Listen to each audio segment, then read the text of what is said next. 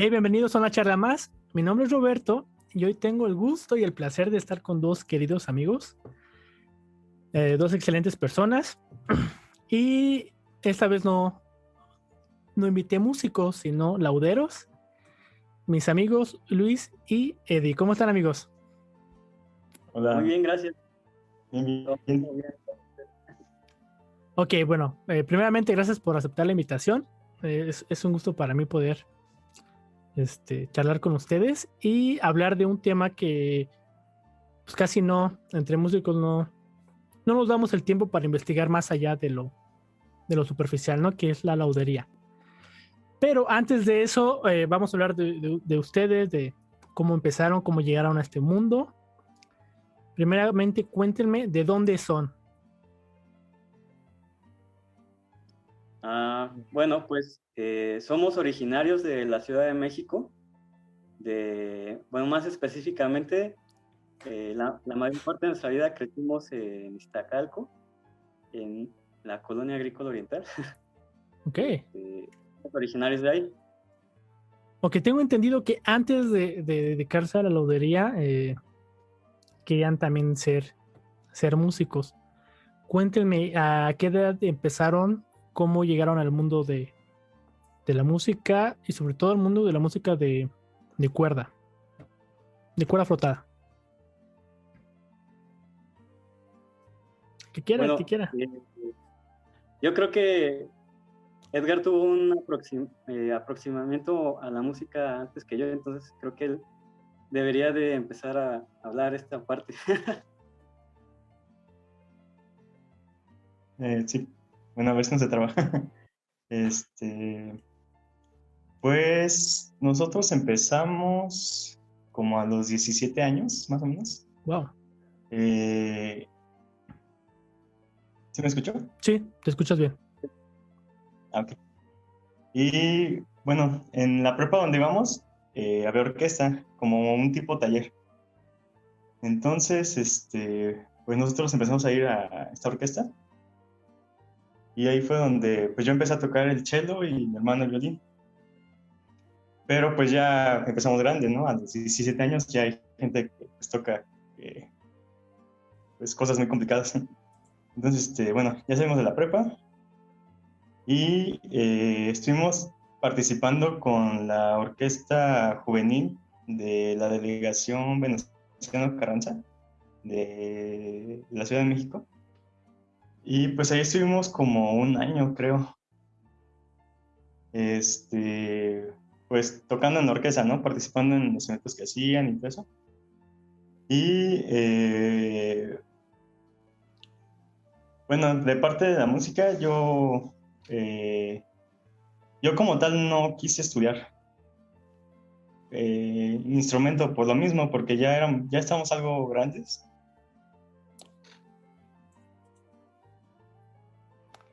Ok, creo que tuvimos un Y pequeño problema técnico. Pero bueno, o sea, ¿quieres que y continúe pues Luis? y pues ya toco muchísimo. Entonces, por ese lado, pues no me quise. ¿Cómo? Te atoraste, amigo, un poquito. Quedaste de que ya a los 17 años ya estabas muy grande. Adiós.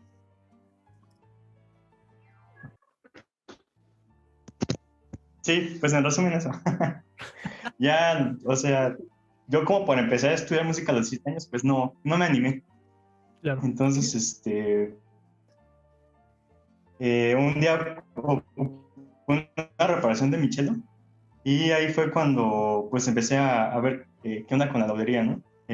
No. Bueno, tuvimos un problema técnico, pero no pasa nada. Este video va a continuar sin imagen, pero está aquí presente todavía.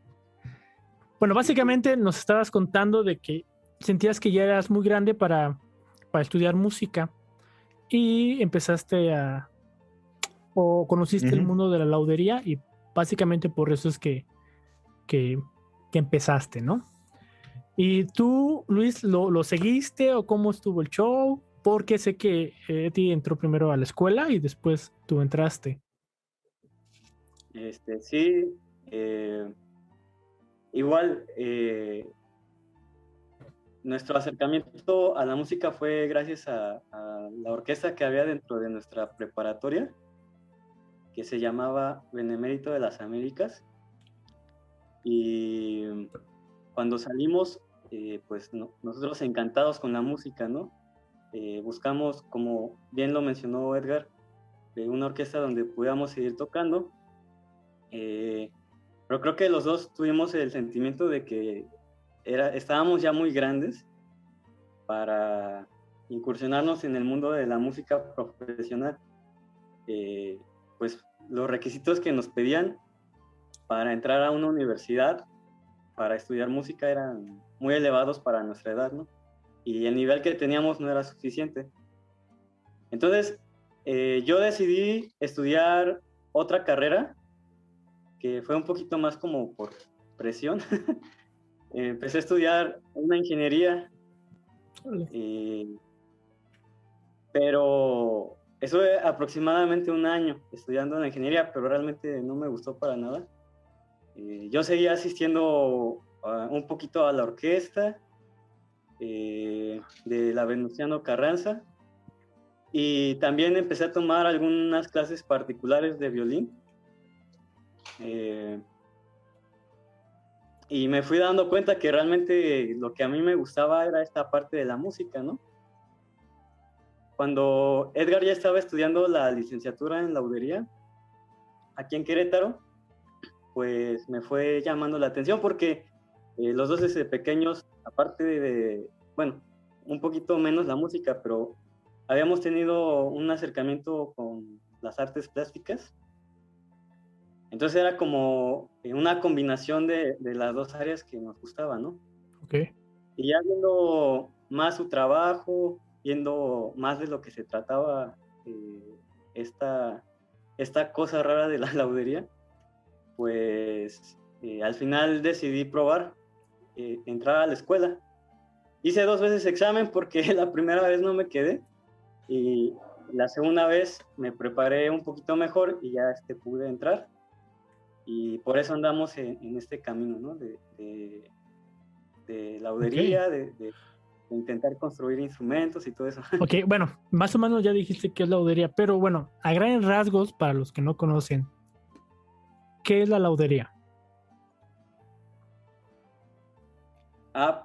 Bueno, la laudería, o un laudero, lo que hace es construir y reparar instrumentos de cuerda. Generalmente, un laudero o un laudero más tradicional puede construir o reparar casi cualquier instrumento de cuerda, pero en la escuela de Querétaro nos enfocamos exclusivamente a la familia del violín, que es violín, viola y cello. Y podría también abarcar un poquito el contrabajo, pero nos enfocamos más en violines, violas y chelos. Ok. O bueno, continuando con su formación, ¿cómo es un examen de laudería para entrar? ¿Qué te piden? ¿Qué aptitudes tienes que tener? ¿Cuánto dura el proceso? ¿Cuántos años son la carrera? Eddie, ¿qué puedes decir? Pues creo que cuando yo entré ya cambió un poco el examen. El examen lleva como varios procesos. En sí, bueno, en mis tiempos duró una semana el examen, y en los 5 días, bueno, de lunes a viernes, ¿no?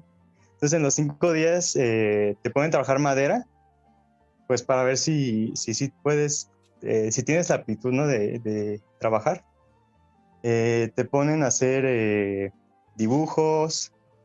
Bueno, a mí me tocó hacer como una restauración pictográfica, en donde en la misma escuela te daban una imagen, le borraban una parte y tú tenías que restaurarla, ¿no?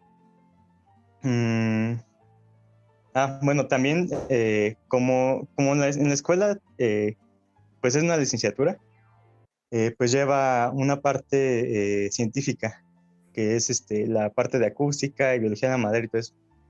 Entonces, en el examen también te evalúan un poco de eso. Te hacen examen de matemáticas, de física, de química, de biología. Entonces, pues sí, es como un examen muy completo. Cuando yo hice el examen, sí te pedían como tocar a cualquier instrumento de cuerda frotada, pero tampoco era requisito. Creo que ahora sí ya te piden hasta cierto nivel de tocar el instrumento. ¿Qué más del examen? Creo que, bueno, cuando yo lo hice era todo. Creo que ahorita ya se están poniendo un poquito más estrictos. Y Aparte de el cupo. Cuando yo hice examen, no pedían un cupo, pero pues tampoco aceptaban a muchos, ¿no? ok. Éramos, creo que 29 los aspirantes que hicimos examen y nos aceptaron a 4. Wow. O sea, sí se ponen. Sí hay mucho filtro, ¿no? Sí, sí, más. Creo que ahorita está más complicado entrar. No sé, a mi hermano creo que a él sí le pidieron ya tocar algo de instrumento y presentar algo así como una audición. Cuéntanos, Luis, ¿cuál fue tu experiencia? Sí fue un poco diferente. Bueno, en base es muy similar, pero, por ejemplo, la diferencia es de que nuestro examen duró 2 semanas seguidas. La primera semana era exclusivamente de taller de construcción, donde nos hicieron hacer varias figuras geométricas en madera, ¿no?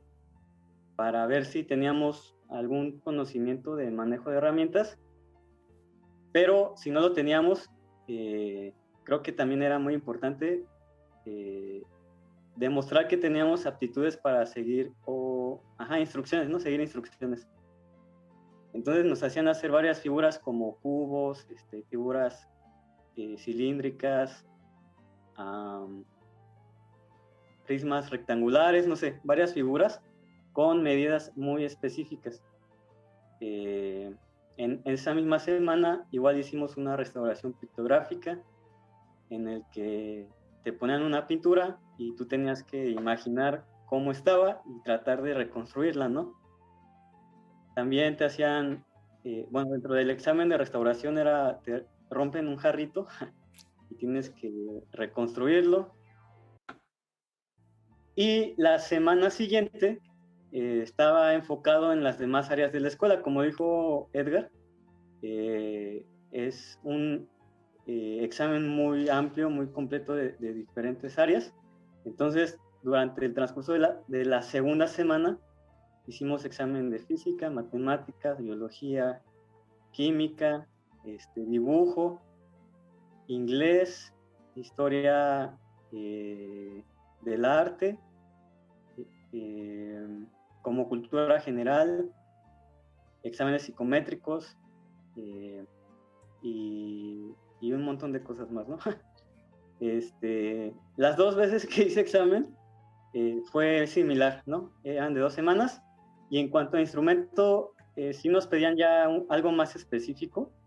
Tampoco es que importara tanto que pudieras tocar o que tuvieras mucho tiempo tocando, aunque sí nos pedían una escala y un estudio en ese entonces, era más la capacidad o que demostraras tener la capacidad de poder aprender y progresar, ¿no? Claro. Incluso me acuerdo que en el segundo examen me dieron, o sea, un maestro escribió unas cuantas notas y me pidió solfearlo, así tal cual la rítmica, la entonación. Entonces, sí hubo diferencias, pero en general la esencia era de que demostraras tener aptitudes para aprender, ¿no? Obviamente, entre más estuvieras preparado en todas las áreas, pues lo consideraban también, ¿no? Claro. ¿Y cuántos años dura la carrera? La carrera tiene una duración de 10 semestres, o sea, 5 años. Pues, No, descuida. O sea, 5 años. 5 años más los que te eches. porque pues aparte es la titulación, Claro. pues hay gente que dura más tiempo ahí, ¿no? De repetir algunas materias y todo eso. Ok, y tengo entendido que en Querétaro es la única escuela de laudería. eh, si no estoy mintiendo, en Latinoamérica, ¿es correcto o solamente en México?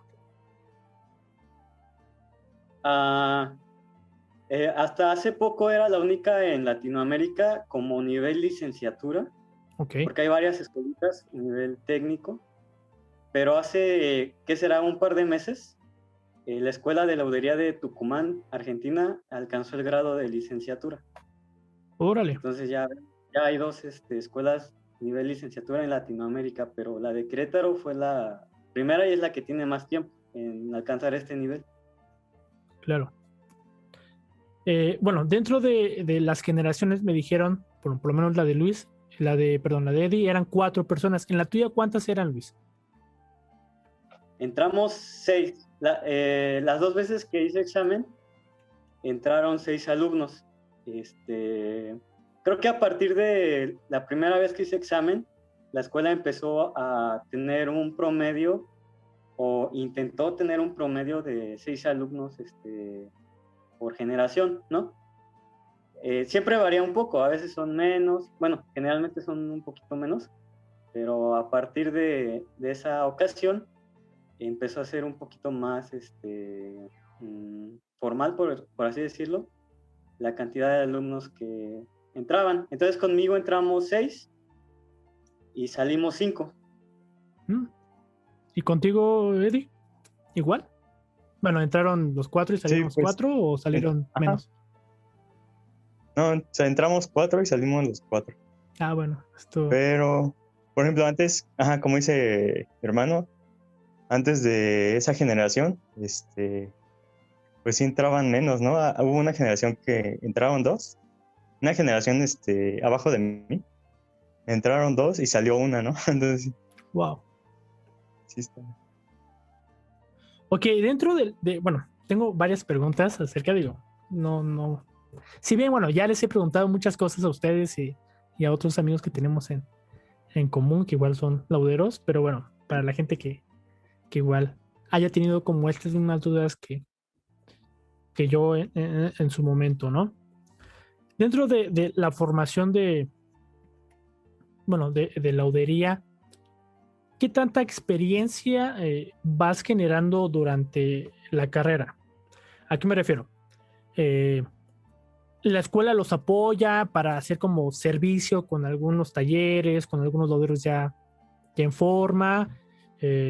¿Cuántos instrumentos aproximadamente construyen durante toda la carrera? ¿Les enseñan, por ejemplo, encintar arcos? ¿Qué me pueden decir de eso? Eddie. Pues, bueno, en la escuela se supone que para poder terminar, debes de haber construido 7 instrumentos, 4 violines, 2 violas y un violonchelo. Creo que ahorita sí se está llevando como formal esto, pero antes, todavía yo cuando yo estudiaba, era pues hasta donde te quedaras. Sí, había gente pues, que llegaba empezaba una viola o sea, casi, de hecho casi no se construían chelos, pero ahorita creo que ya sí se está tomando en cuenta esto. Em, en cuanto a conexiones, no, creo que no hay muchas. Al menos cuando yo estaba estudiando, sí llegó a haber como intercambios a escuelas de Cremona en Italia, pero pues problemas administrativos se perdió esa conexión. No sé ahorita si ya se retomó o qué esté pasando. Ok. Y pues no sé, creo que como en todas las escuelas, pues solo se te dan como las bases, ¿no? Ya cuando tú sales, creo que agarras más experiencia ya trabajando en tu taller o si tienes la oportunidad de trabajar en el taller de otra persona, es donde pues, agarras más experiencia. Pero en Claro. sí, pues sí la escuela pues muchos se quejan, ¿no? Que está incompleta y así, pero pues yo siento que es como en cualquier escuela, ¿no? Que solo son las bases. Claro. Sí, bueno, igual donde yo estudié es lo mismo. Eh, Sales y es cuando ya realmente pues tienes que meterle turbo, si no te quedas muy atrás, ¿no? Ok, entonces, 7 instrumentos. ¿Cuántos construyeron ustedes? Pues sí, los 7. Ah, ¿tú sí los 7? Sí, sí, sí, sí los sacamos. ¿Y tú, Luis? Sí, también, fíjate, en mi generación ya era como un requisito para graduarte, haber construido los 7, ¿no? Y yo durante la carrera también construí los 7, pero, por ejemplo, el cello, hice el montaje como parte de mi servicio social porque no me dio tiempo de hacer el montaje, ¿no? Pero ha habido alumnos, por ejemplo, una generación después de mí, hubo un par de chicos que construyeron más del requerimiento mínimo. Entonces, creo que por lo menos ahorita, en este tiempo de la escuela, sí ya es requisito obligatorio construir los 7 instrumentos o más. Ya Claro. depende de cada uno, ¿no? Ok, interesante. Hablando como músico que en su momento no sabía de un instrumento, cómo elegirlo, cómo saber cuál es un buen instrumento, cómo saber qué instrumento se funciona como tal. ¿Qué pueden decir para los que no tienen nada de idea de, de los instrumentos? ¿Qué es lo que tienes que fijarte primero en un instrumento? Obviamente no de autor, sino un instrumento de fábrica. Pues, bueno, yo creo que lo principal, bueno, una de las principales cosas que debes de buscar en un instrumento de fábrica es que sea de madera, porque ya, pues ya está como muy viralizado los instrumentos de AAA de AAA. Entonces, pues para empezar, que sea de madera sólida. eh, ya de aquí, pues, se puede ver si fondo y cosillas son de arce y pues, cosas más específicas, ¿no? Pero sí cuidar que no sea de triple acto instrumento, que accesorios como clavijas o el cordal sean funcional, porque da igual a veces, por ejemplo, de clavijas me ha tocado ver hasta de plástico. Entonces, hay que buscar pues que sea de madera de ébano Ok, y que, por ejemplo, el cordal el cordal más que nada funciona en los tornillitos. Porque pues de ahí en fuera, por ejemplo, el montaje, siempre es recomendable que cuando compras un instrumento de fábrica, lo lleves a un laudero para que le cambie tanto puente y alma. Y ya el laudero te puede revisar si tu diapasón está bien y pues otro tipo de detalles. claro, un buen ajuste, ¿no? Ajá, sí, un ajuste general. Ok. Eso hablando en cuestión de un instrumento ya, obviamente de principiantes. Ahora, un instrumento de autor, ¿qué tipo de madera lleva? ¿Y por qué? Ajá. Ok, pues tradicionalmente en violines, más específicamente porque es el instrumento más estandarizado, debe de ser el fondo, las costillas y el brazo de arce y la tapa de pinabete. Porque esas maderas son las que ayudan a dar el timbre característico de un violín, como generalmente se conoce o como generalmente los músicos buscan que suene. Por ejemplo, hay maderas mexicanas que funcionan muy bien para violín, pero a veces no dan el timbre que un músico busca para un violín tradicional, por así decirlo.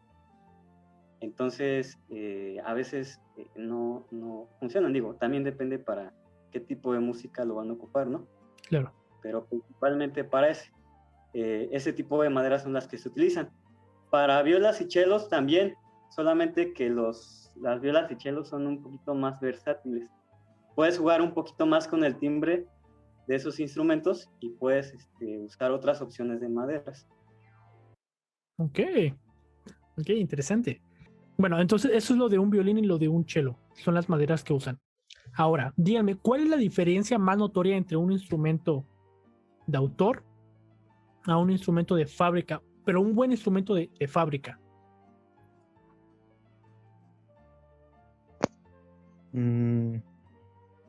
Pues yo creo que la principal es la comodidad. Siempre, pues aunque sea un instrumento de fábrica, hay partes que, bueno, en un buen instrumento de fábrica hay partes donde lauderos le meten mano. Pero sí hay cosas que se hacen en máquina que se dejan estandarizados. Entonces,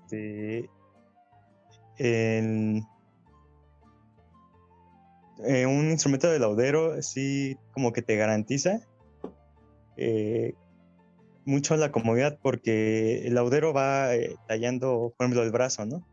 Lo va sintiendo hasta que pues él da su percepción, lo deje pues sí cómodo. También en alturas de puentes, en cejillas. Bueno, para mí es como la principal diferencia. Ok. Yo te pregunto porque, bueno, tú me prestaste un cello. Y la verdad, pues no le pedía nada pues a ningún otro cello, ¿no? Con los que, de mis compañeros y así. Y sonaba muy bien. De hecho, llegué a ir un par de encuentros de orquestas y me decían que ese cello está súper bien. Digo, que no me lo quisiste vender, pero bueno. Mi chelito. Pero bueno, lo estuve tocando un buen rato y yo quedé encantado con ese instrumento, ¿no? Ok, entonces... perdón. No, sí, dime. Sí, bueno, fíjate que ese cello, no sé bien su procedencia, pero sí es como parte de fábrica y parte hecha a mano. Es un poquito antiguo, yo le calculo como unos 80 años, pero bueno, a mí me lo vendieron todo destrozado. Sí, entonces yo pues lo restauré, le cambié la barra y bueno, le arreglé todos los detalles que se necesitaban, y aparte ya le habían metido mano. O sea, por ejemplo, el brazo ya estaba tallado.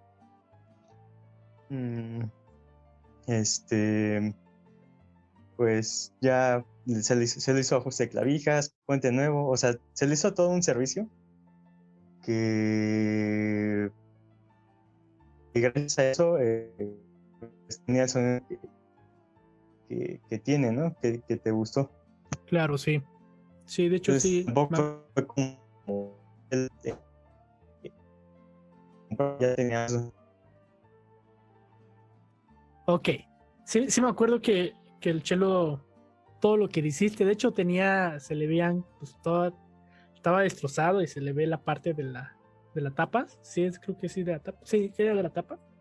Que lo pegaste, atrás se le ve como injertos de madera para sostener lo que es el brazo y la parte de la curvita. Entonces sí fue un trabajo laborioso. Ok, hablando de restauración, ¿por qué es tan caro abrir un instrumento? Ahorita que mencionaron eso, me acordé y creo que de lo más caro que he visto que los lauderos hacen es abrir un instrumento. ¿Por qué es tan caro? Digo, sin decir algún precio como tal, simplemente como el procedimiento de... Es que es un proceso súper delicado y laborioso, porque, por ejemplo, tú puedes dar un análisis del instrumento, por ejemplo, si ves una fractura o algo, y determinar el proceso que vas a llevar para hacer la restauración. Cuando estás abriendo o quitando una tapa, a veces no sabes qué tipo de pegamento usaron para pegarlo, ¿no? Generalmente, tradicionalmente, se utiliza un pegamento llamado cola o cola de conejo, que está hecho a base de cartílagos, huesos y piel de animales. Que se supone que se utiliza ese pegamento para ayudar a revertir las restauraciones, ¿no? En dado caso de que se necesite. Pero en muchas ocasiones no utilizan cola de conejo, utilizan otro tipo de resistores sintéticos que casi hace imposible quitar una tapa, ¿no? O una tapa, un fondo de cualquier instrumento. Entonces, ese es un punto, ¿no? Determinar qué tipo de pegamento tiene te facilita o casi te hace imposible poder quitar una tapa. Otra cuestión es de que generalmente cuando quitas una tapa salen 1000 problemas más del instrumento, ¿no? Salen fracturas que no se veían. También, bueno, es algo que se sabe que dependiendo del pegamento, puedes incluso dañar más la tapa de lo que ya estaba al tratar de quitarla. Y es una restauración que tú tienes que hacer, ¿no? Ya extra. Tratar de quitar todas las astillitas que quedaron, ponerlas tal cual estaban para que no se note. Y también lo que incluye quitar la tapa y que esté en perfectas condiciones es volverla a pegar, ¿no? Para que quede perfectamente bien. Entonces también es un proceso que debe de tener cuidado, no solamente se pega por pegar, tiene que, a veces cuando quitas una tapa, ya se movió la corona de costillas, ya se movió la tapa, entonces tienes que estar como haciendo juegos con la madera para que quede exactamente bien, que no se modifique nada y que quede tal cual te lo entregaron, ¿no? Entonces son algunas condiciones por las cuales es costoso abrir un instrumento.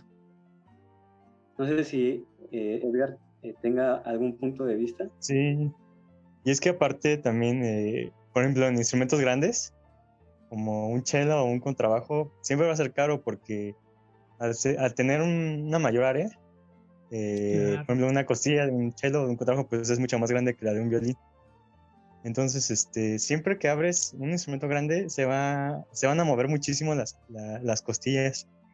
Y si es un relajo, volver a cerrar un cello, un contrabajo es un relajo, estar empujando y acomodando todo para, como decía Toño, volver a que quede como estaba antes. Sí, es un relajo. Entonces, creo que por eso es caro. Claro. Ok. Hablando de las restauraciones, ¿cuál es como la restauración más común que han llegado a ver entre los músicos, independientemente del instrumento?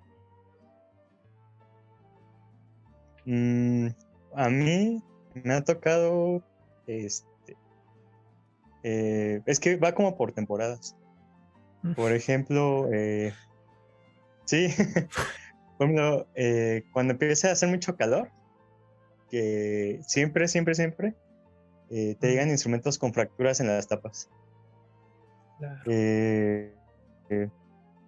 También, bueno, en esta misma época de calor, no sé, que se te despegó el diapasón o hasta que se te despegó todo el brazo.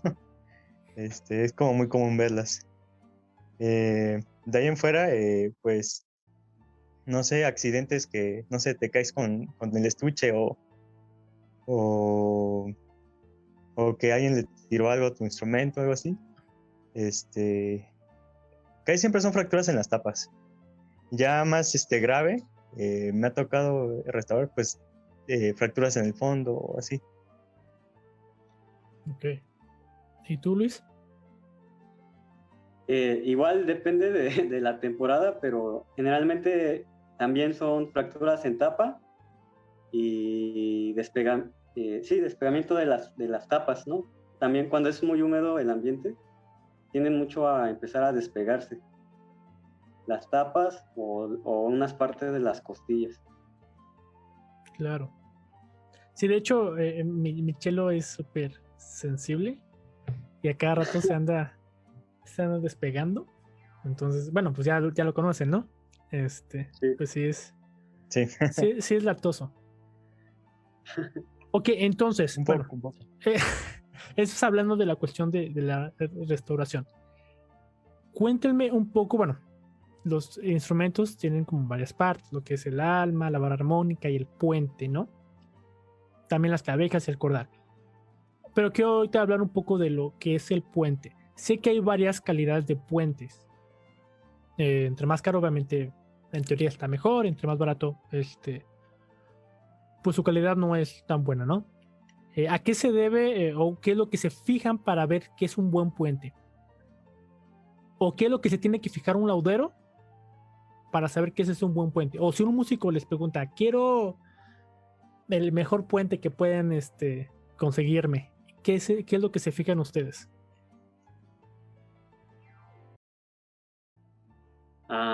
Bueno, pues algunas características que te ayudan a determinar si el puente es bueno es la orientación de la madera, que es súper importante, no solamente para el puente, sino para casi toda la construcción del instrumento.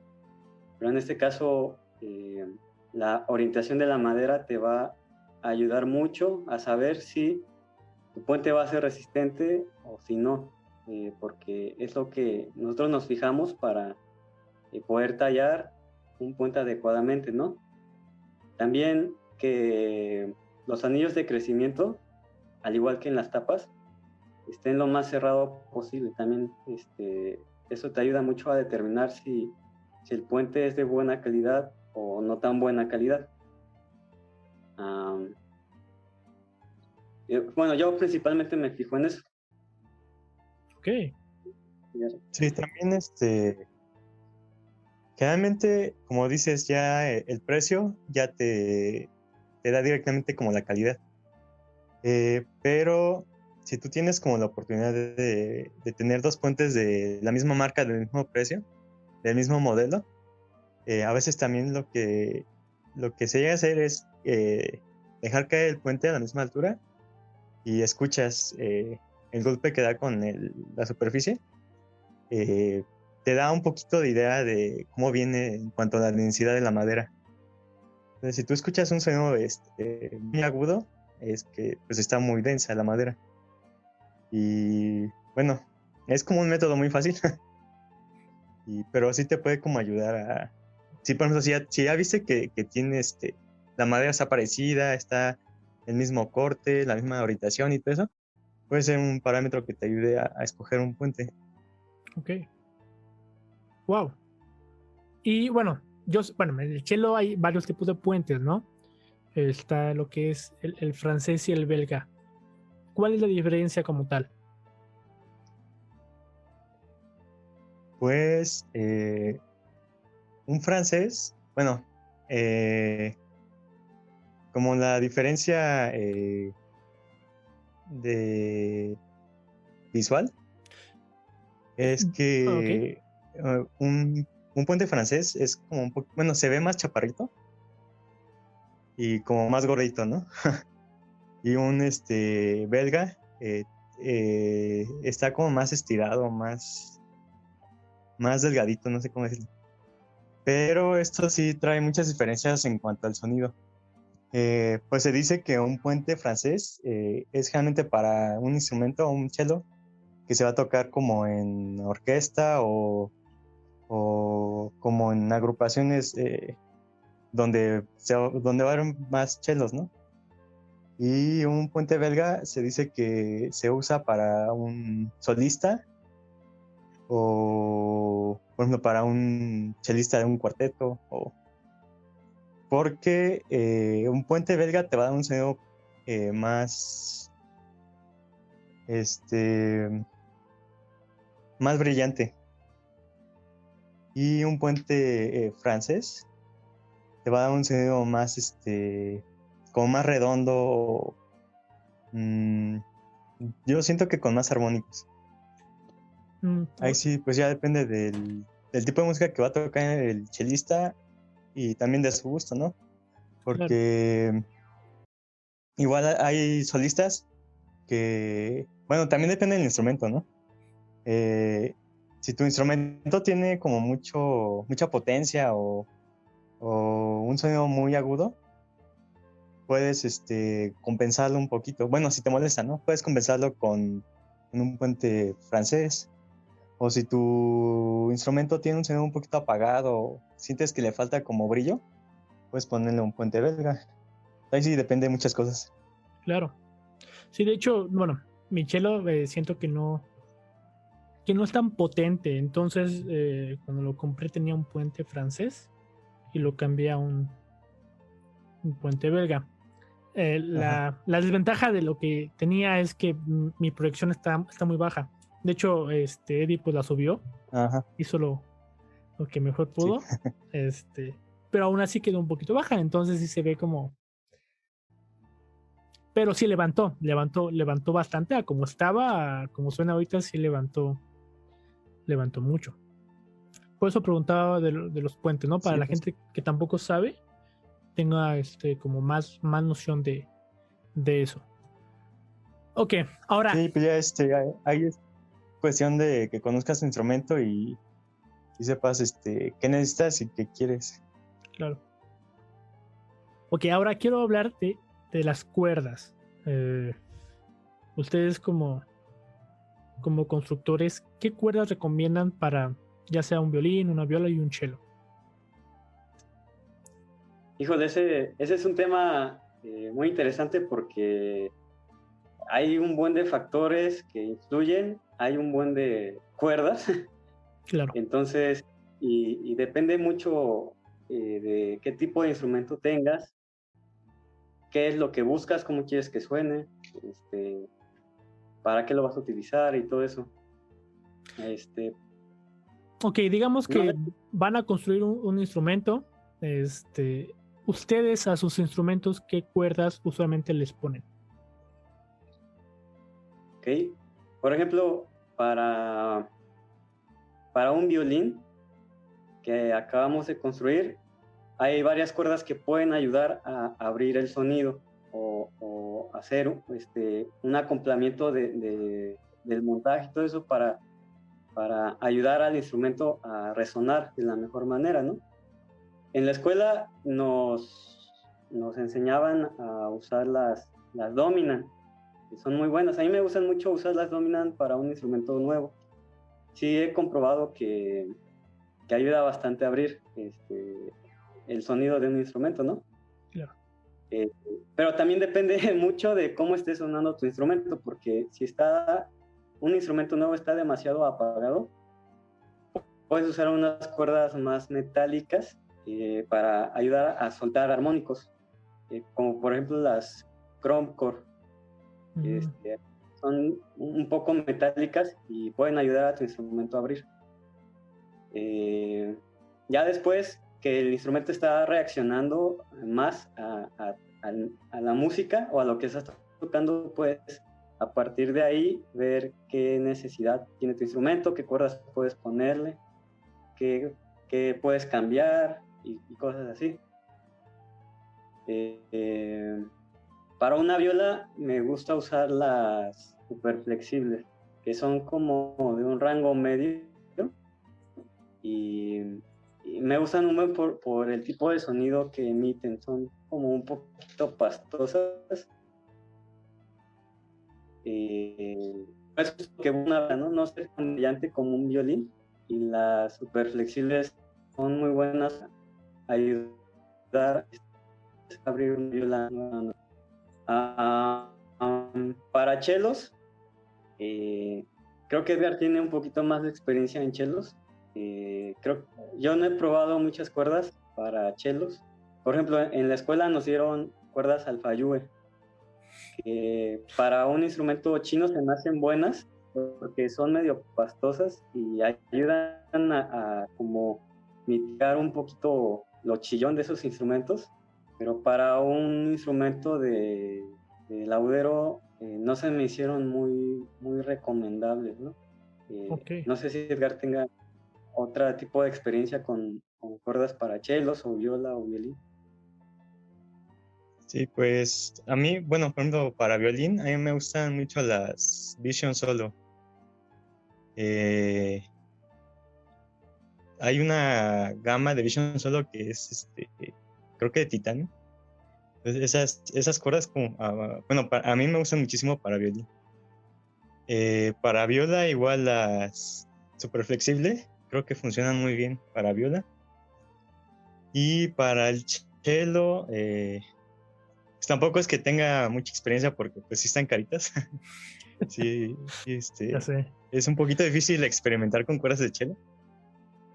Pero yo he visto que funcionan bien las Larsen o las Spirocore también, un tiempo estuvieron funcionando muy bien.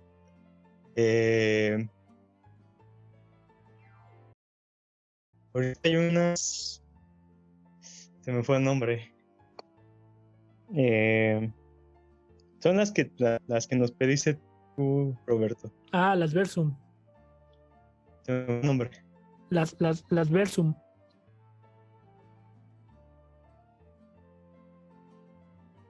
Ajá. Sí, esas, igual estuve investigando y sí, creo que son muy recomendables para un cello. Claro. Pero bueno, esas ya son, Pero bueno, sí es un poco complicado este tema. claro. Es justamente lo que iba. También depende mucho del el poder adquisitivo que tengas, ¿no? Eh, yo me acuerdo que Sí, sí, sí. yo usaba mucho Spirocore, porque en ese Y entonces, más en chelos. claro, en ese entonces no eran caras y salían súper bien. Ajá. Pero ya después empezaron a subir demasiado y dije, ay, pues ya te amarrabas, pues ahorrabas un poquito más y dices, bueno, mejor me voy por un alta de mayor calidad. Pero hubo un tiempo donde empecé a usar Yargar y creo que para el precio están súper bien y son Ah, ok. de batalla así súper recomendables. Yo no las usé mucho, las Sí, usé de como un par hecho, de años, muchas pero personas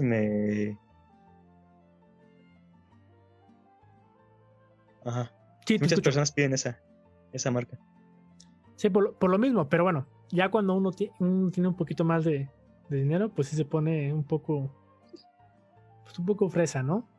Digo, igual depende mucho de tu instrumento, o sea, si tu instrumento es súper potente y realmente no necesitas toda esa potencia para la orquesta, para el cuarteto, lo que sea, pues no tiene caso que compres algo súper caro, ¿no? Exacto. Mejor algo que lo equilibre y que haga un buen juego con los demás instrumentos. Sí, sí, sí. Sí, aparte, también depende de qué vas a tocar. Por Claro, ejemplo, un violinista solista, obviamente, o bueno, es preferible que use Eva Piraxi, ¿no? Pero pues son cuerdas que te van a durar un mes o menos, depende del uso. Igual, pues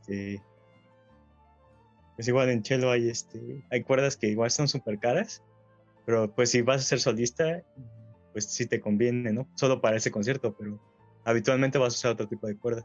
claro. De hecho,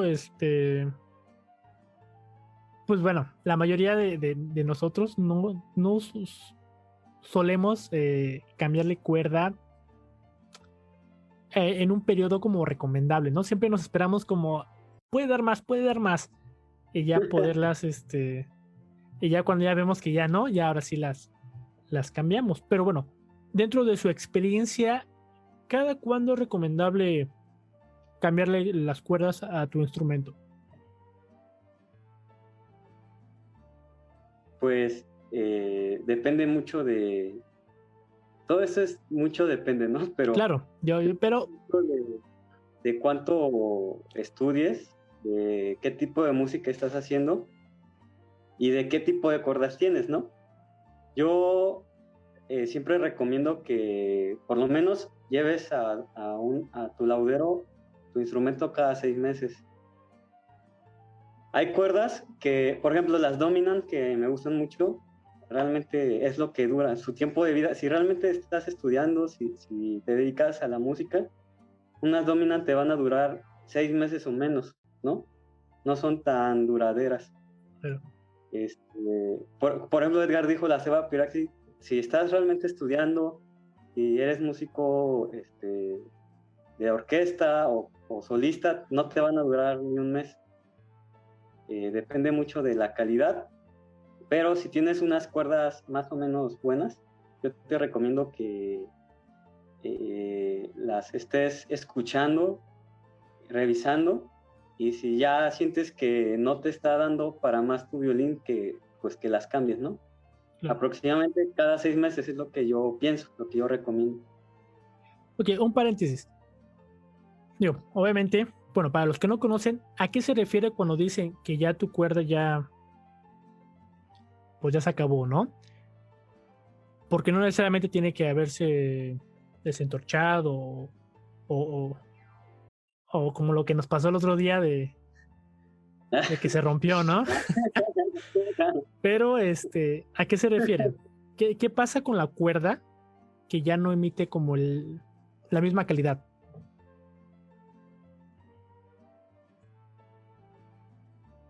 Pues, obviamente son accesorios consumibles que tienen un tiempo de vida, como el Claro. puente. Pues, entre más las uses, obviamente van generando un desgaste que va afectando principalmente al sonido. Se van escuchando menos armónicos. La calidad que tenía en un principio, por ejemplo, si tenías unas cuerdas que sonaban dulces o que proyectaban demasiado los agudos, si es lo que tú buscas, va a empezar a no hacerlo, o sea, va a empezar a emitir menos armónicos, va a empezar a emitir menos sonido. El instrumento literalmente se va a empezar a apagar, ¿no? Tal vez todavía duren, todavía no se ven desgastadas visualmente, tal vez todavía no estén desentorchándose, pero la calidad del sonido ya no va a ser lo mismo. Correcto. Y principalmente se repite en los armónicos. De hecho, también se nota, bueno, se empieza a sentir un poquito al momento de afinarlas, ¿no? No sé, como que cuesta un poquito, se desafina más rápido. Luego las quintas no dan o daban y tocas tantito y ya de repente ya no da. O sea, sí. Sí, y es que una cuerda está diseñada para tensar o dar la nota que buscas a cierta tensión. Entonces, con el uso, si es lo que siempre se hace, ¿no? Dejar tu instrumento afinado, pues con la presión y todo esto se van jalando las cuerdas o estirando. Por eso, siempre que tocas y que afinas, siempre que vas a tocar, tienes que afinar porque la cuerda siempre se sigue estirando, porque siempre está sometida a cierta presión. Entonces, pues llega un momento donde la cuerda ya alcanzó su tensión máxima y ya pues empieza como a decaer. Y es donde pasa esto, ¿no? Que ya no encuentra las quintas o que tú notas que emite menos armónicos o pues varios problemas. Ok, claro. De hecho, sí, el tema de cuerdas es muy, muy extenso y igual depende mucho de cada persona. Y como dicen ustedes, igual de cada instrumento. Pero bueno, dejémoslo hasta aquí. Ahora, cuidados del instrumento. ¿Qué cuidados tiene que tener un instrumento? Y como dice Luis, ¿por qué es recomendable llevarlo por lo menos cada 6 meses al laudero? Yo últimamente a todo el mundo le estoy recomendando usar el humidificador o como también lo conocen como damping, porque precisamente para evitar los problemas que ya hemos comentado de fracturas Claro, por problemas de cambio de humedad y todo eso, este, sí es como algo muy simple, pero sí te puede evitar muchísimos problemas y gasto de dinero, ¿no? Es como, bueno, yo es la recomendación que le estaba dando a todo el mundo últimamente. Y bueno, de ahí en fuera, pues la limpieza que siempre se debe de hacer. Terminando de tocar, limpiar tu instrumento, quitarle el exceso de brea y todo eso. claro. No sé, mi Ah, hermano. sí.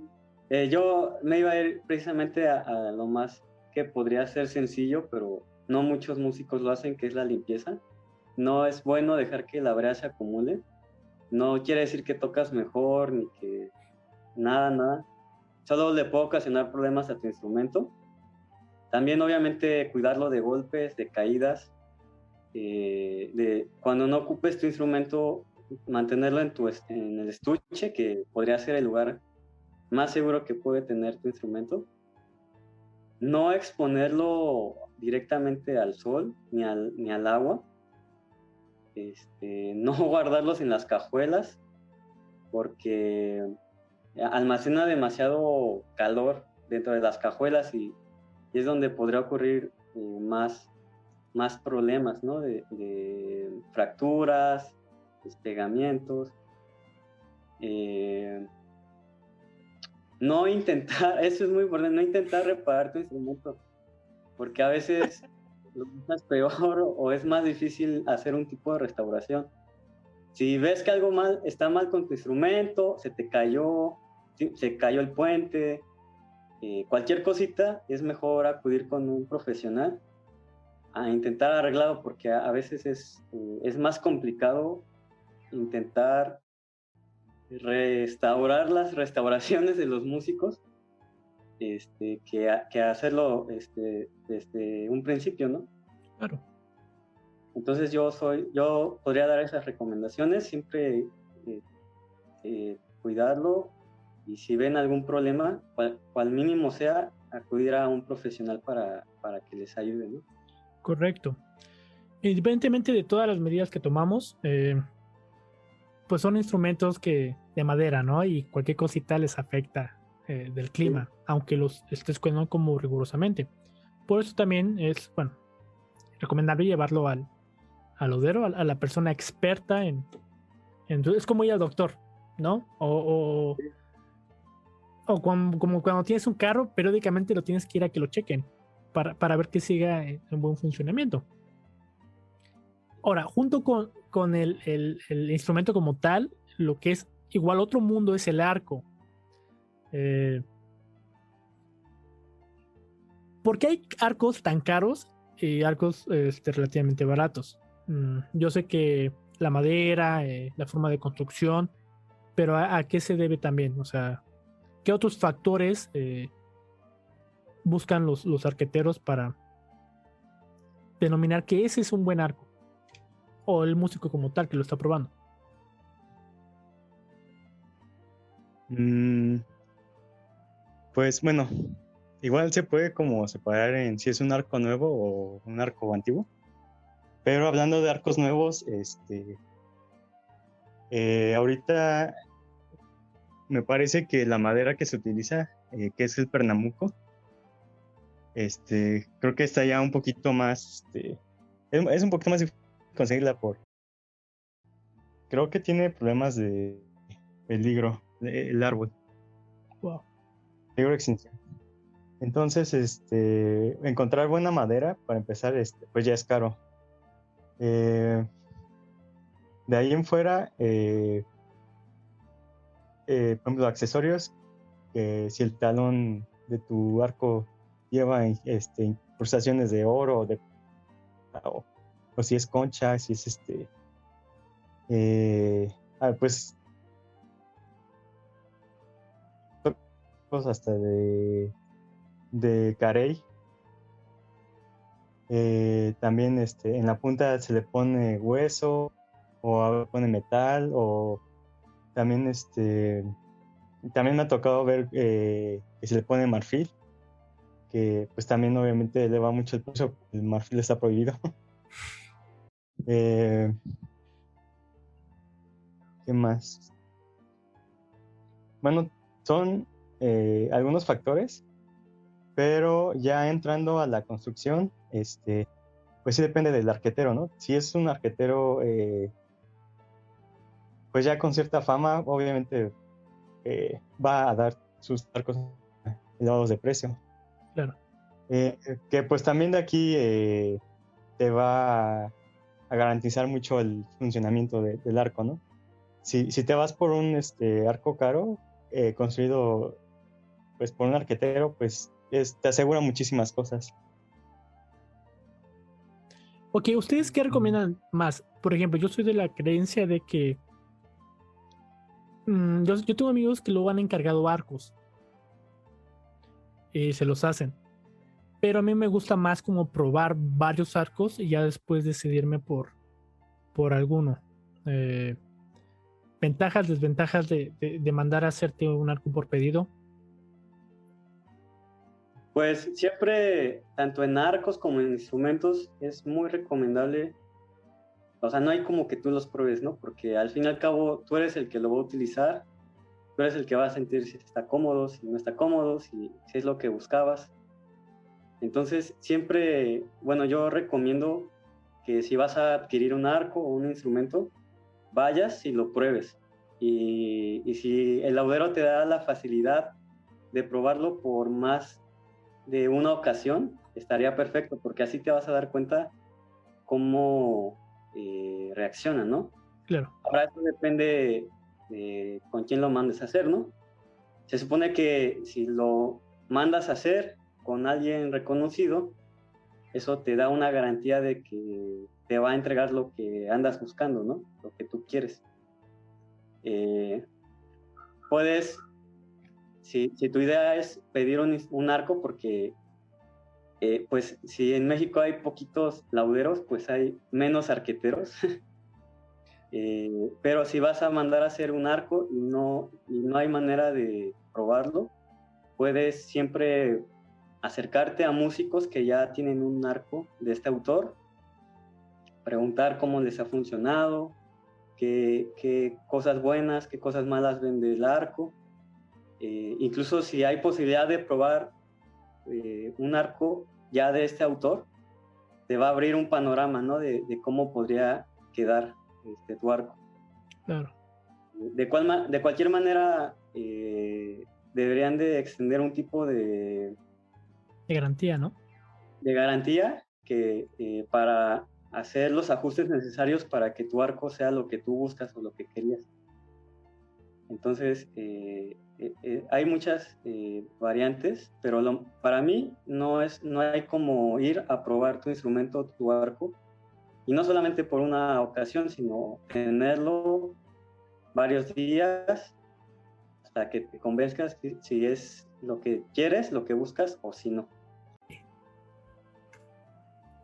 Ok, estábamos hablando de los arcos. Ahora, otra cosa que igual influye mucho en un arco es el encintado. Usualmente el encintado, ¿de qué es? ¿La cerda de qué es? Pues, bueno, se usa la crin, que es el pelo de la cola de caballos. Pero es caballo mongol, ¿no? Tengo entendido. Sí, pues de hecho hay como varios lugares donde los crían. Hay por ejemplo, hay caballos de Siberia, hay pues chino, pero la mejor calidad es el caballo mongol. Es una especie de caballo, pero la verdad no sé cuál sea. Ok. Y sé que también hay cerdas sintéticas. ¿Cuál es la diferencia? Sí, pues hay mucha, ¿no? Para empezar, el caballo, la cola de caballo, tiene microescamas. O sea, si tú lo ves en el microscopio, se ve un pelo, se pueden ver pequeñas escamitas, que es uno de los factores que te ayuda a obtener un sonido. Un pelo sintético, pues no va, es liso totalmente.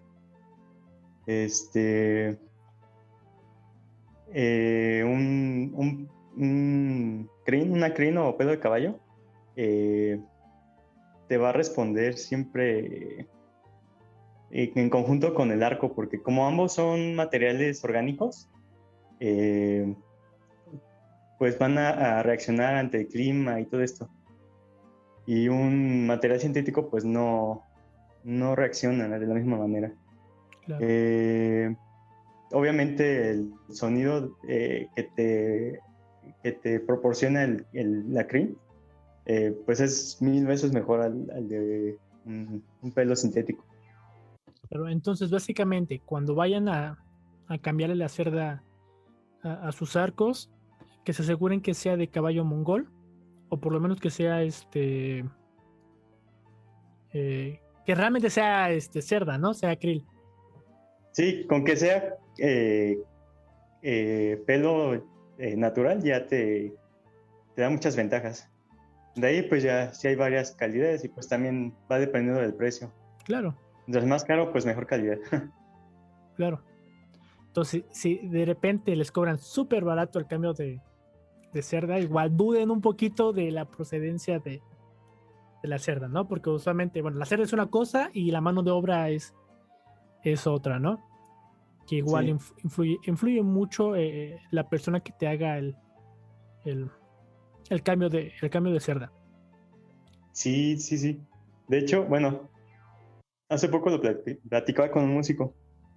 Para mí creo que de las cosas más difíciles en la laudería, bueno, aprenderlo, fue cambiar la crin. Sí, es como, bueno, para mí fue muy complicado. Este, Al principio, pues sí, eché a perder muchísima crin. Y, y porque sí hay que dejar parejo todo el pelo, ¿no? Si dejas un poquito más tenso de otro lado, va a influir directamente a cómo toca el músico. Luego, pues lo va a sentir. Claro. Sí, sí es pues sí es muy importante que pues vayan con personas que ya tienen experiencia en este proceso. De hecho, hay incluso lauderos que no hacen nada de arco. O sea, sí.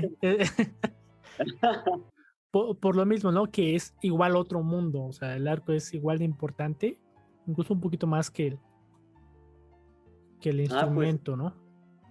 de hecho, contestando, nos preguntaste hace rato, como se nos fue el hilo, pero nos preguntaste si en la escuela veíamos algo de arcos y la realidad es que no.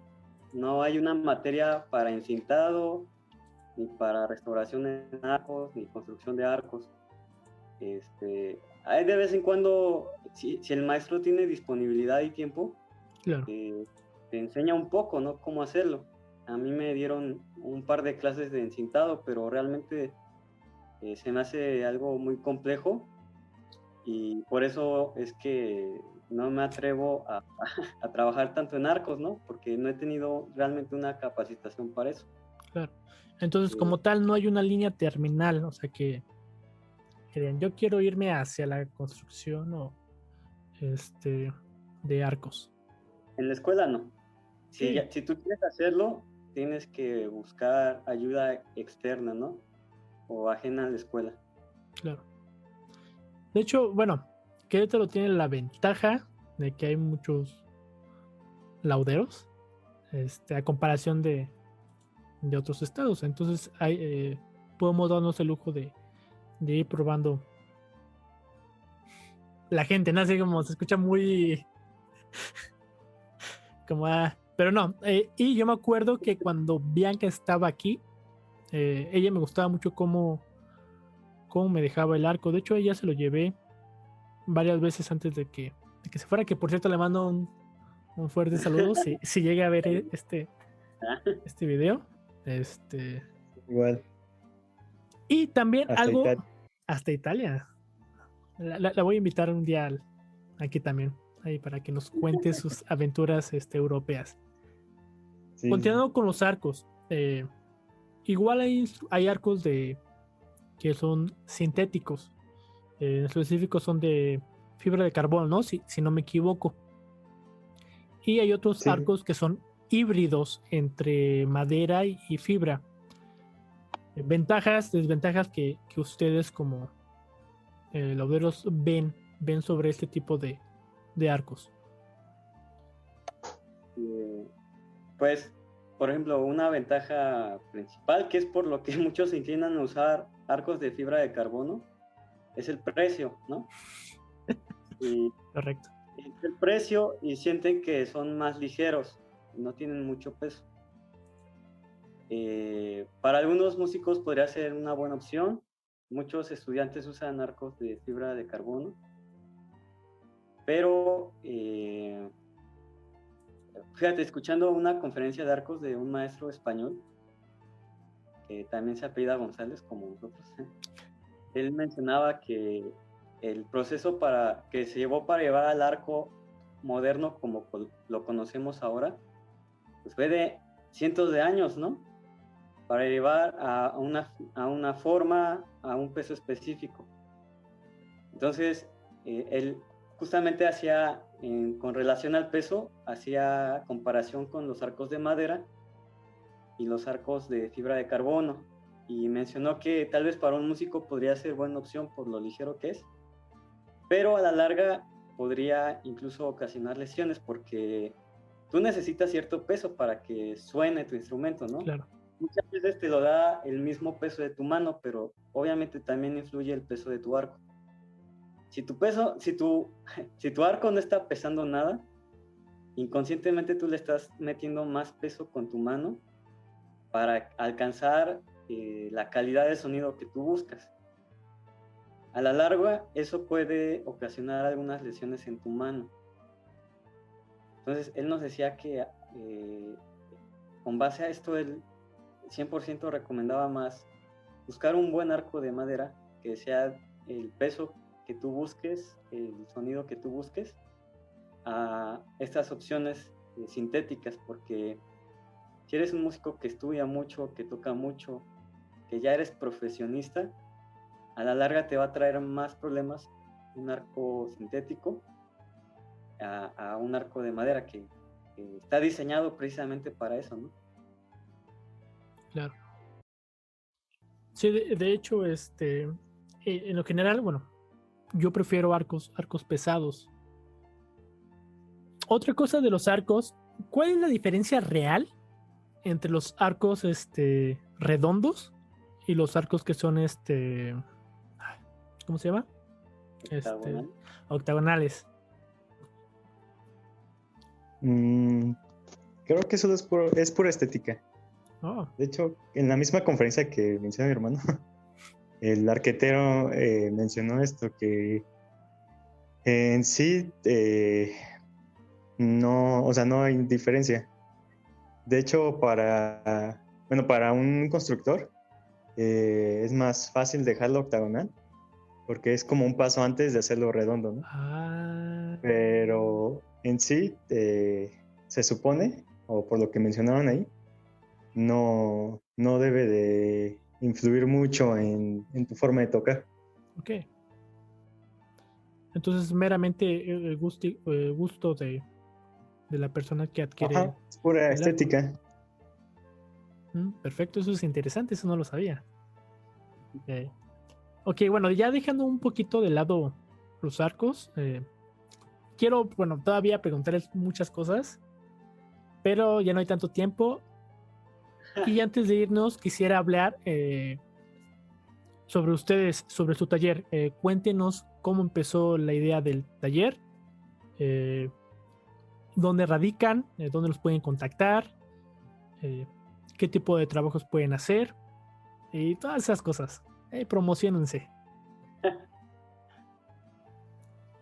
Pues bueno, el taller, bueno, al principio creo que queremos trabajar cada quien por nuestra cuenta, pero surgió la idea pues si juntábamos entre los dos las personas que conocíamos, podíamos pues darnos a conocer más rápido. Claro. Entonces, bueno, eso fue como una de mis ideas. Y pues igual sería más fácil entre los dos pues tener promoción, contratar a alguien que nos diseñara nuestras tarjetas y así. Entonces, y pues también como que llama más la atención, ¿no? Así como un taller de dos hermanos De hermanos gemelos. gemelos. Ajá. Paréntesis, ¿conocen a alguien más que en el mundo que sean lauderos y sean gemelos? Como tal, no. Pero bueno, por ejemplo, en México está Claudia Reynoso, que tiene igual una gemela. Ella es etnomusicóloga, pero a veces también hace cosas de laudería. Ok. Pero así como tal, egresados de la escuela o que hayan estudiado laudería en específico, no. Ujú. Entonces puede ser hay que enmarcarlo, porque realmente pueden también venderse únicos lauderos hermanos gemelos. A lo mejor sí hay, pero quién sabe. Puede haber, pero igual no, yo no conozco ni he escuchado como que por ahí. Entonces surgió para la idea de entre los dos, bueno, crecer un poco más rápido, ¿no? Sí. Cuéntenos dónde los pueden encontrar, sus redes sociales, cómo se llama su taller y todas esas cosas. El taller, bueno, decidimos nombrarlo Laudería Alcalde, es uno de nuestros apellidos. Entonces, así nos pueden encontrar en Facebook, Laudería Alcalde. Actualmente contamos con, por así decirlo, 2 sedes. Una está en Tlaxcala, que es donde se encuentra mi hermano, y yo ahorita me encuentro en Querétaro. En la página están nuestros contactos, nuestros números, donde ya sea que nos escriban a través de la página o un mensaje directo, podemos organizar o revisar sus instrumentos. Una de las ideas del taller es poder brindar servicio a todos los músicos dentro del país. Entonces, o incluso al extranjero, no sabemos, ¿no? Pero principalmente en el país, tenemos la facilidad de poder ir a diferentes estados donde necesiten algún tipo de servicio de laudería.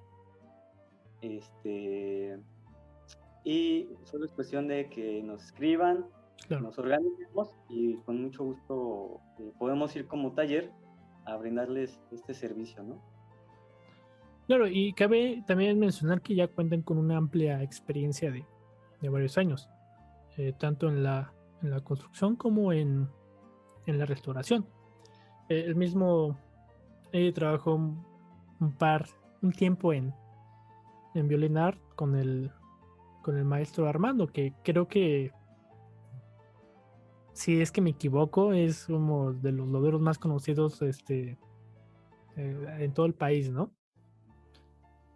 Sí, sí, de hecho, estuve trabajando con él casi 2 años y pues todo el día, bueno, todos los días eran de restauraciones, ajustes de sonido, encitar arcos. Sí, la verdad sí, ahí al tener la oportunidad de trabajar con ellos, agarré muchísima experiencia. Y sí, por ejemplo, el maestro diario hacía envíos a todas partes de México, ¿no? Porque pues, ellos, aparte de taller de laudería, tienen una tienda de accesorios y de instrumentos. Claro. Entonces, diario le encargaban pedidos de todas partes de México.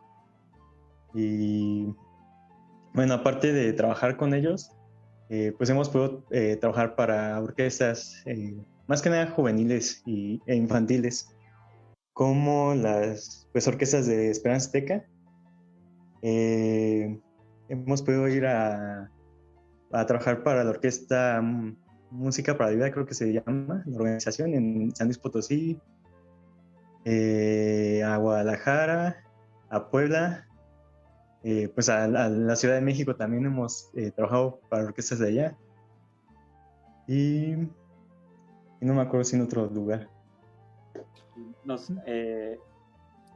Hubo una convención hace un par de años en Cancún Cancún. de Suzuki, de método Suzuki, y nuestro taller estuvo encargado de esa parte de la laudería allá. Wow. Entonces, de todos modos, yo voy a dejar todas sus redes sociales para la gente que tenga más dudas, que tenga más preguntas sobre su instrumento, que quiera algún ajuste, alguna reparación, e incluso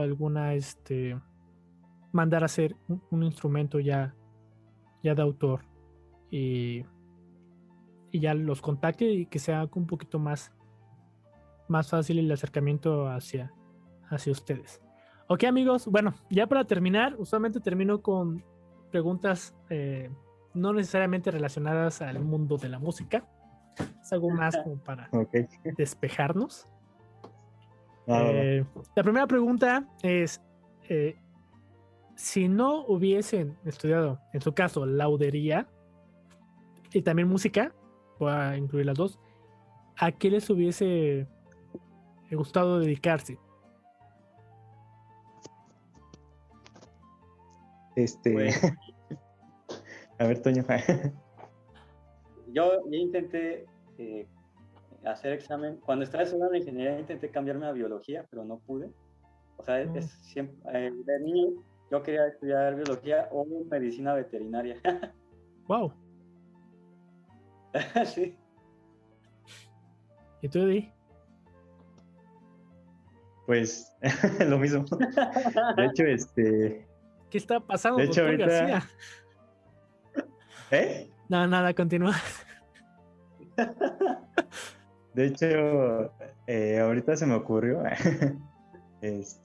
Bueno, ya tiene tiempo que empecé a estudiar igual biología. Y ahorita estoy con eso, con la escuela y con mi taller. Perfecto. Interesante. Ok, la segunda pregunta. Va un poco relacionada con la primera, ¿no? Puede sí, puede que no. ¿Qué hobbies tienen? A ver, ¿qué pasatiempos practican fuera de lo que es el trabajo como tal? Por ejemplo, mucha gente me ha dicho, me gusta jugar fútbol, ¿no?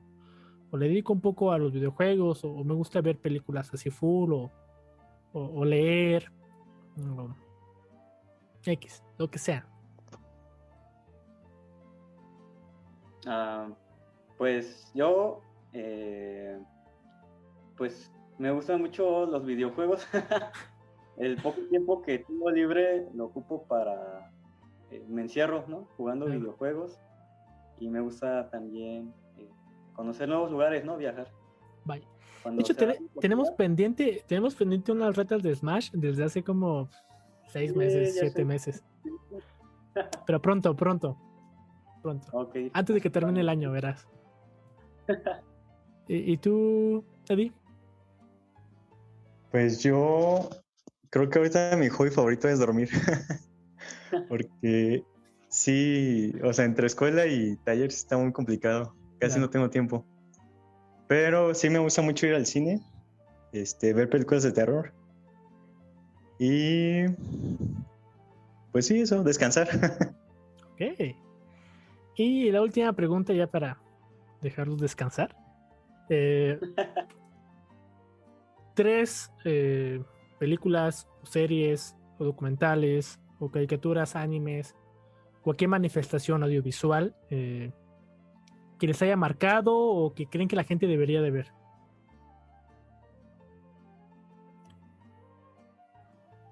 Por ejemplo, se va a decir Naruto. Una vez una persona me dijo que Naruto. No. Y ya me dio sus explicaciones y pues sí, tiene mucho sentido. Bueno, yo, un libro más que nada. Ok. Que es el de Siddhartha. Oh. Fuera del compositor. El compositor, digo, el escritor. Pero bueno, a mí ese libro me ayudó mucho en cierta época de mi vida. Claro. De ahí en fuera, visual. Usualmente digo yo como películas porque es más fácil para la gente como de, me llama la atención esa película que dijo y buscarla en internet y verla, ¿no? En el Ajá. momento, ¿no? Que un libro, porque la idea original era con libros, pero Ok. igual pensé, dije, no, o sea, para que, o sea, va a haber muchas recomendaciones y luego no da el tiempo de terminar de leer los libros que tenemos pendientes. Yo tengo como 3 libros que no puedo, que no me ha dado tiempo de terminar. Ok. A ver, Toño. Pues, a ver, por ejemplo, música que, no sé, va a sonar como, tal vez la gente a veces quiere algo muy profundo, pero es algo que a mí, o sea, me hizo, la primera vez que un tipo de música me impresionó o me hizo meditar realmente, por ejemplo, fue la música de la película de Gladiador. La primera vez que la escuché solo, así con audífonos, casi como me voy en trance, o sea, sí me hizo bastante, me hizo centrarme, ¿no? En algo que estaba pensando y me llevó la meditación. De ahí en fuera, por ejemplo, siempre, o sea, la música que más escucho es la trucha de Schubert, me encanta. O sea, la escucho y me dan ganas de querer seguir estudiando música, ¿no? Claro. O de prepararme en ese ambiente. Una película que me gustó bastante cuando era niño me daba miedo, pero hace poco la volví a ver y me gustó bastante, es Jim y el durazno gigante. Claro. Está muy buena. Claro. Sí, es muy buena. Y no sé qué más, me gusta también algo, no soy mucho me cuesta mucho apreciar el cine, ¿no? Casi siempre me voy más por lo dominguero, cosas así. Y una película que desde pequeño me fascinó por la música, por la animación, de hecho es de animación japonesa, es el Castillo Vagabundo, ¿no? Claro, del estudio Ghibli, ¿no? Exactamente, me gusta bastante y también en su tiempo fue una motivación para querer intentar andar en la música, ¿no? Claro. Ok, si no tienes alguna respuesta, Eddie, no te preocupes. No pasa nada. Digo, si la tienes, que mejor, pero si nada, no te preocupes. Pues solo podría mencionar una película que igual yo creo que es como un poquito famosa entre los músicos. Y sí es muy famosa en la escuela de laudería. Claro oscuro. La de Violines en el cielo. Ya. O La Sí, salida. claro. Sí.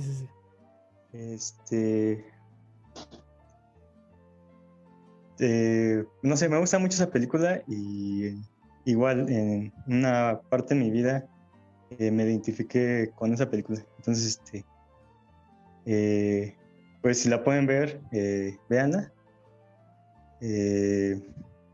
Está muy bonita. Perfecto. Sí, claro. Podría recomendar.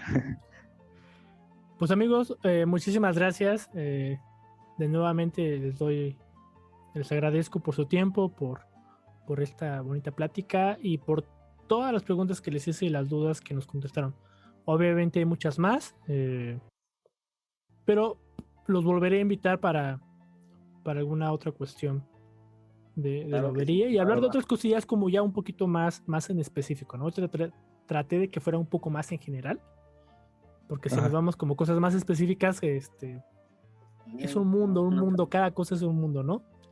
Y no vamos a terminar. ¿Algo que quieran agregar antes de irnos? Pues solamente agradecerte por ese espacio que nos abres, que nos abriste, invitarlos a conocer un poquito más de esto que a veces, de la laudería que a veces parece secreto o cosas así, pero no, es algo muy bonito. Acérquense a un laudero cuando necesiten alguna respuesta o cualquier cosa de instrumento, no muerden. y nuevamente agradecerte por este espacio. Al contrario, amigo.